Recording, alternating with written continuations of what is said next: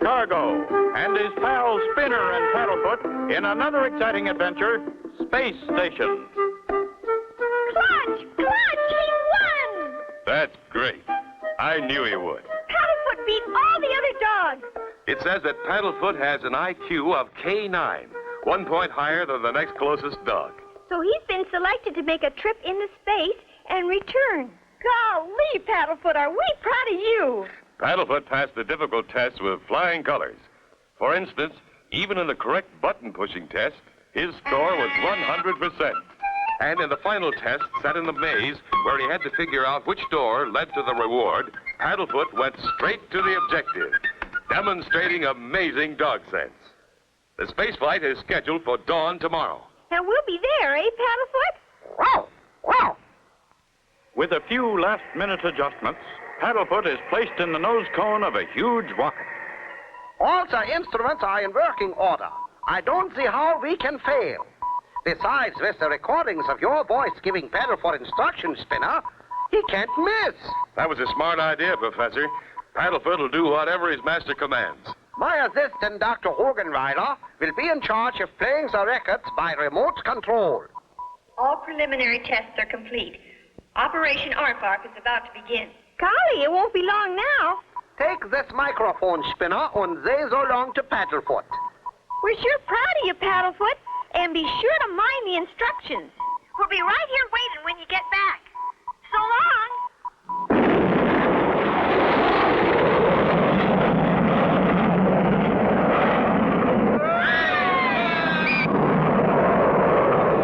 Perfect takeoff. Now we go into my rocket tracking laboratory. The rocket is now 300 miles above Earth.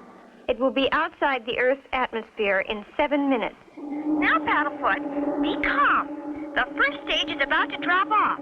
When I say go, push the red button at the right.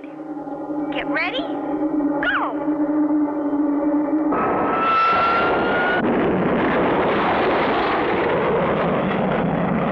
Everything is going according to plan.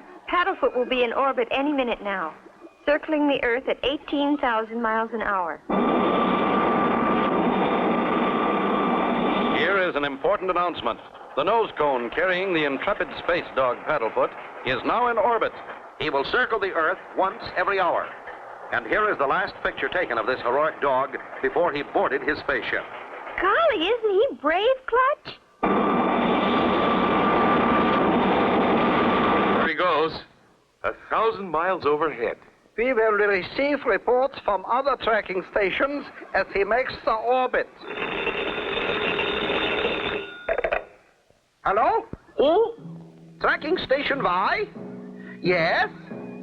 What is that? You don't? Oh, my! What is it, Professor?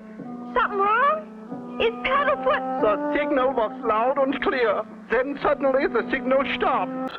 Then that means Paddlefoot's... I'm afraid so. Paddlefoot is lost. But, Clutch, we gotta find him. Poor Paddlefoot, way out there in outer space all alone. We'll find him, Spinner. Professor Knockwurst, do you have any more rockets available? Many of them, Clutch. We always have a few spares ready to go. Good. Spinner and I are ready to blast off immediately.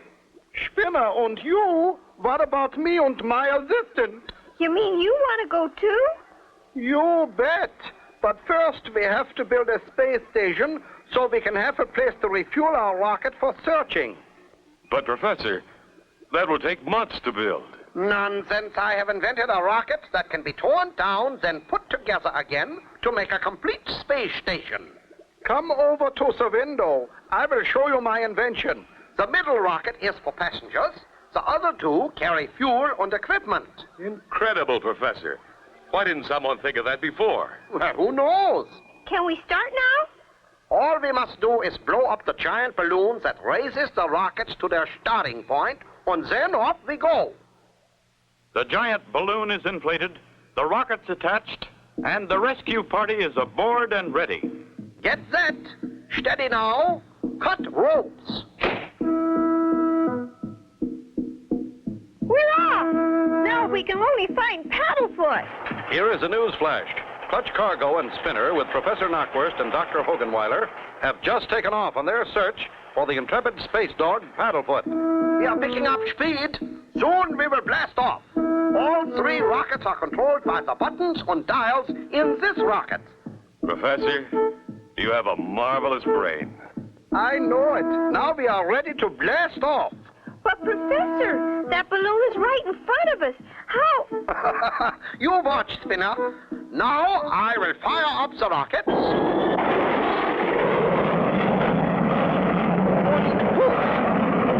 Wowee! Right through the balloon. According to my calculations, we're just about ready to stop. You are right, Clutch. We have arrived. Hey, there's nothing here but space. How you going to build a station way up here? Simple, Spinner. Don't you remember? Out here in space, nothing weighs anything. There's no gravity pull, so we float the space station. Okay, Professor. I've cut the rocket motors. Good. Now our speed is gone, we stop. We are now floating free. Now I push a button, and the 2 outside rockets open up and form a space station. Now look out the window, and you will see our space platform. Golly, and we can land our rocket right on it for fuel. Next, we set our rocket down and go to work. There are a few bolts to tighten. Okay if I get out, Clutch? Okay, Spinner. As soon as I've checked your space helmet. Whee, Clutch, let's go floating like a bubble. Clutch and Professor Knockwurst work steadily, tightening bolts. There. That's the last one. Clutch, help! Help, I'm drifting away. Help, Clutch, I'm floating away. Steady, Spinner. I'll get you. Wait, Clutch. You can never get him without this portable space propellant. Just push the little hand button and compressed air pushes you along. It recharges itself. That's great. I'll try. Here goes. Good luck, Clutch. Hurry, Clutch! I'm coming.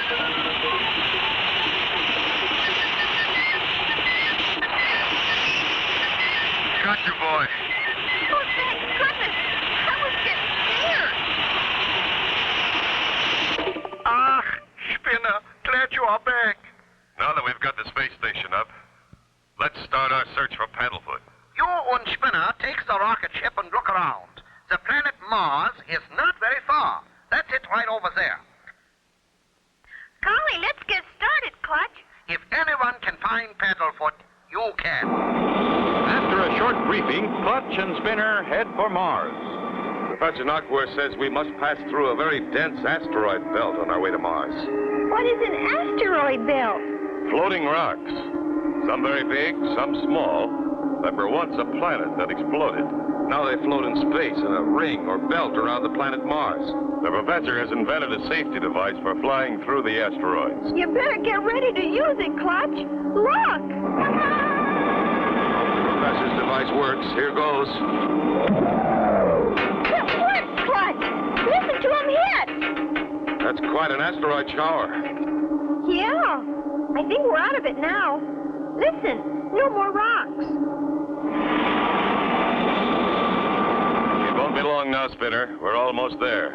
Golly, I hope we find Paddlefoot. We've arrived, Spinner.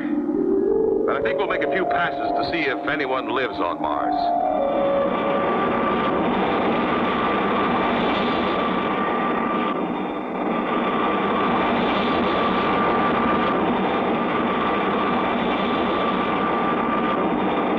Clutch, I saw something shining just as we passed over.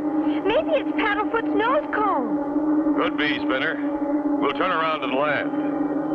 Here goes.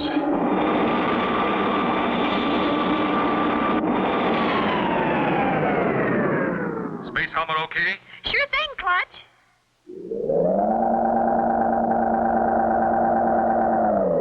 That's what I saw shining. It's a rocket nose cone, all right. If Paddlefoot's there, I hope he's all right. Sorry, Spinner. That's not Paddlefoot's nose cone. And a good thing, too. Look how it's smashed. Golly, I'll say. Well, I'm kind of glad Paddlefoot isn't here. This planet Mars is deserted, all right. Not a single living thing in sight. Uh-oh. Maybe not. But what's that rising out of the ground? Strange.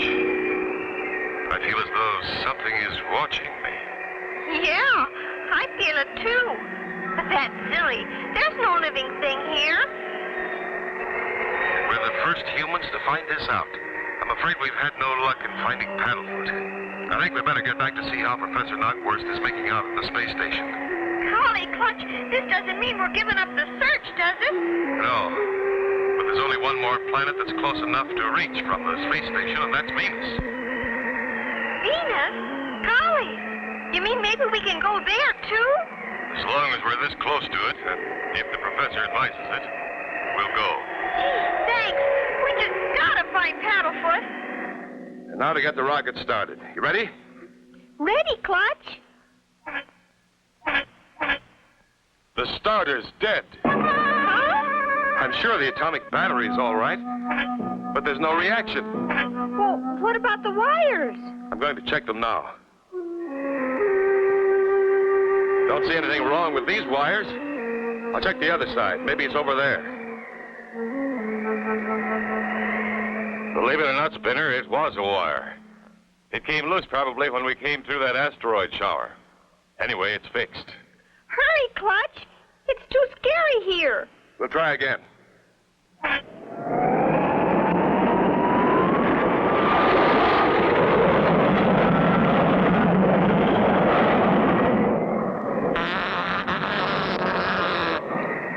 Clutch and Spinner arrive at the space station without mishap.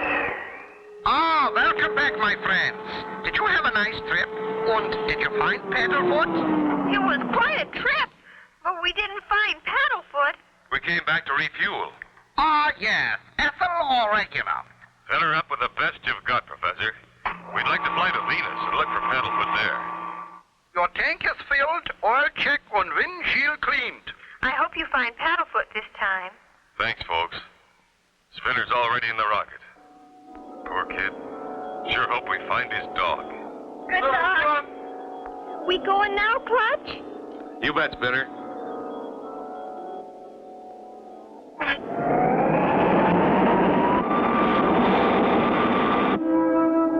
Clutch pushes the rocket throttle full on as they head for Venus. There she is, Spinner. Venus. We're coming in. What's all that green stuff? Some kind of mist. And it's getting thicker the closer we get in. I'll say it is. It really looks like green pea soup. We'll have to go on special sonar radar, or we might crash into the planet. By golly, we're heading in on something that's made of metal. Hear that beep? Yeah, Clutch, but I still can't see anything.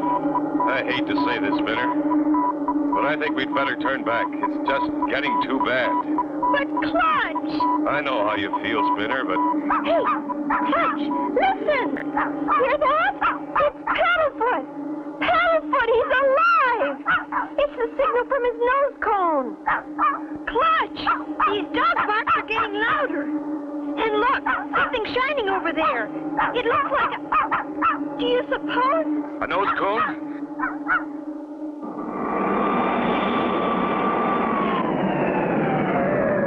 See anything? No, Clutch, only another window beside our window. It surely does look like a window, but Look, somebody's pulling down the shade. that's no shade, Spinner. That's an eyelid. Something huge is looking at us with that monstrous eye. What do you think it is? I don't know. But I'm going to find out. Well, if I hadn't seen it, I wouldn't believe it. Look! A big green frog. Oh, look out! Don't act scared. He's going away. Hurry, Clutch, before he comes back. Let's find Paddlefoot. We've got to get the door open. It's Paddlefoot, all right. But what's happened to him? He's a little teeny puppy again. That's because he got lost in space-time. And got younger and younger. Well, I don't care just as long as it's Paddlefoot. Look, that giant frog again. He's cut us off from the rocket. I know, Spinner. Your folding model airplane. Here it is, Clutch. Wind it up and let it go. He may think it's a giant fly and go after it. Here goes.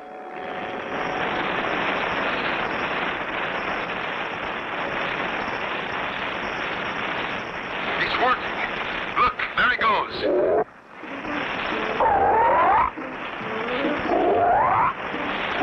Come on, Spinner. In the rocket.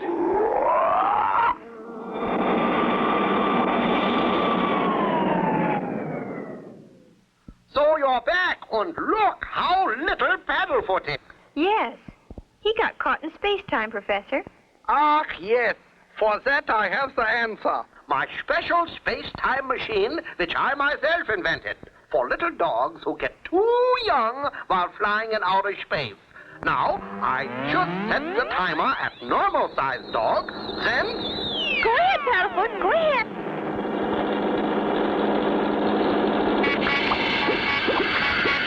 Presto!